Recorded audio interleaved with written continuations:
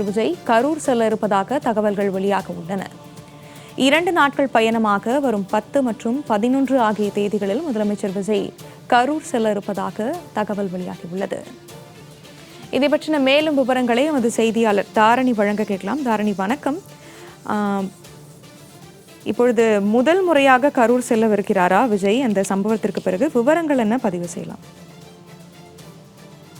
வணக்கம் தீபிகா. வருகின்ற ஜூலை 10 மற்றும் 11 ஆகிய தேதிகளில் தமிழ்நாடு முதலமைச்சர் கரூர் செல்ல இருக்கிறார். கரூர் சம்பவத்தில் உயிரிழந்த 40 பேரின் குடும்பங்களையும் சந்தித்து அவர்களுக்கு ஆறுதல் தெரிவிக்க உள்ளதாகவும், மேலும் அரசு நிகழ்ச்சிகள் மற்றும் நலத்திட்ட பணிகளை கரூரில் தொடங்கி வைக்க திட்டமிடப்பட்டு இருப்பதாகவும் நமக்கு தகவல்கள் வெளியாகியுள்ளன.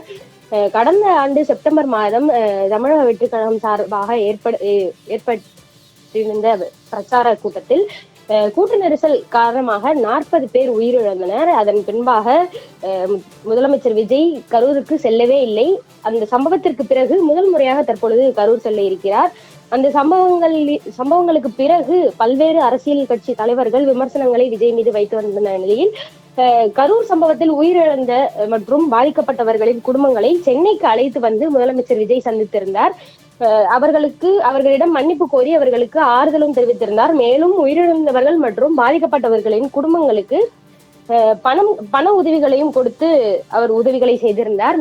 தற்பொழுது முதல் முறையாக கரூர் சம்பவத்திற்கு பிறகு தமிழ்நாடு முதலமைச்சரான ஆன பிறகாக தற்பொழுது முதலமைச்சர் விஜய் கரூர் செல்ல இருக்கிறார். அங்கு கூட்ட நெரிசல் சம்பவத்தில் உயிரிழந்த 40 பேரின் குடும்பங்களையும் மற்றும் பாதிக்கப்பட்டவர்களின் குடும்பங்களையும் சந்தித்து அவர்களுக்கு ஆறுதல் கூற உள்ளதாகவும், மேலும் அங்கு ஏற்பாடு செய்யப்பட்டிருக்கும் அரசு நிகழ்ச்சிகள் மற்றும் நலத்திட்ட பணிகளை முதலமைச்சர் விஜய் அங்கு தொடங்கி வைக்க இருப்பதாகவும் தகவல்கள் வெளியாகி இருக்கின்றன. தீபிகா, வருகிற 10 மற்றும் 11 ஆகிய தேதிகளில் முதலமைச்சர் விஜய் கரூர் செல்ல இருப்பதாக தகவல் வெளியாகியுள்ளது. விவரங்களை வழங்கியமைக்கு நன்றி தாரணி.